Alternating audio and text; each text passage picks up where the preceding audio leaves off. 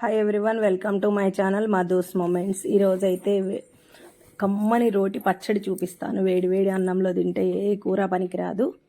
ఒక 4-5 బారు వంకాయలు కానీ రౌండ్ వంకాయలు కానీ కోసుకోవాలి. ఒక 2 టమాటాలు ఇట్లా నిలువుగా కోసుకొని, ఒక 10-15 కారం తినేదాన్ని బట్టి ఒక 4 ఎక్కువ వేసుకోవచ్చు. పచ్చిమిర్చి, 4 రెమ్మలు కరివేపాకు, ఇలా అన్నీ వేసుకుని ఒక 2 స్పూన్లు ఆయిల్ వేసి పొయ్యి మీద పెట్టి బాగా మగ్గబెట్టుకోవాలన్నమాట. కొంచెం పైకి కిందకి ఎగరేసి పొయ్యి మీద పెట్టి కొంచెం లైట్గా సాల్ట్ వేసుకోవచ్చు, లేకపోతే కొంచెం మగ్గినాక వేసుకున్నా పర్వాలేదు. వేసేసి ఒకసారి పైకి కిందకి ఇట్లా కలుపుకొని మూత పెట్టేసుకుంటే ఒక 10-15 మినిట్స్ మీడియం ఫ్లేమ్లో, హై ఫ్లేమ్లో పెట్టొద్దు, మళ్ళీ మాడిపోతుంది. మీడియం ఫ్లేమ్లో పెట్టుకుంటే ఇట్లా దగ్గరికి మగ్గిపోతుంది అనమాట. చూసారా, వంకాయ, టమాటా, పచ్చిమిర్చి అన్నీ చక్కగా మగ్గిపోయాయి. ఇట్లా మూత పెట్టేసాం. దానిలో కొంచెం చింతపండు పెట్టుకోవాలి. అదిగో చూడండి, చూపిస్తున్నాం. కొంచెం అంత చింతపండు ఇట్లా వేడివేడిగా బంద్ చేయగానే పెట్టుకుని కిందకు అనుకుంటే అది మెత్తబడి ఉంటుంది అనమాట. మనం మిక్సీ వేసినప్పుడు, లేకపోతే రోటి పచ్చడి కదా రోట్లో చేసుకున్నప్పుడు మంచిగా నలుగుతుంది తొందరగా. సో ఇందాక దోసకాయని తీసుకుని సన్నగా తరుక్కున్నాం కదండి. ఇప్పుడు ఇదిగోండి ఎలా రోటి పచ్చడి ఎలా చేస్తున్నామో చూడండి. రోట్లో ఒక 5-6 చిన్నుల్లిపాయలు వేసాము, కొంచెం కచ్చాపచ్చాగా దంచి.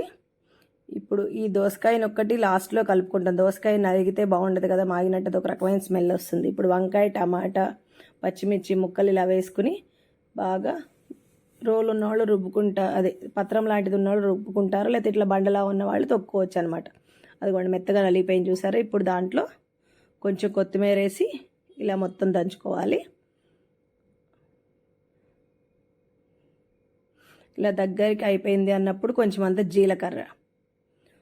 కొంచెం జీలకర్ర వేసుకుని ఇలా తొక్కేసుకున్న తర్వాత ఈ మొత్తం ఉంది కదా దాన్ని రోట్లో వేసి, దోసకాయనేం రోట్లో అవసరం లేదు, ఎంత తొక్కిందని తీసుకెళ్ళి దీనిలో వేసి కలిపేసుకుంటే మొత్తం ఇలా కలుపుకోవాలన్నమాట. ఆ దోసకాయ ముక్కలు ఈ దంచింది ఉంది కదా, ఇప్పుడు దీన్ని తీసుకొచ్చి పోపు వేసుకుని వేడి వేడి అన్నంలో కలిపి తింటే ఏ కూర పనికిరాదండి, అంత కమ్మగా ఉంటుంది అనమాట.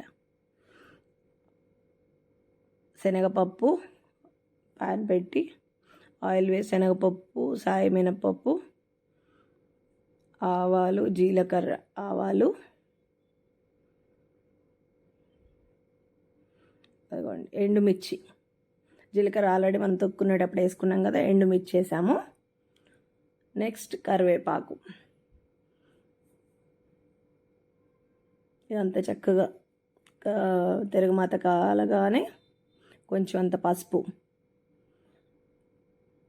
చూసారా ఇలా యాడ్ చేసుకుని దీన్ని తీసుకెళ్ళి చట్నీ అంతా తిరగమాతలో కలిపేసుకుంటే వేడి వేడి అన్నంలోకి రోటి పచ్చడి అయితే రెడీ.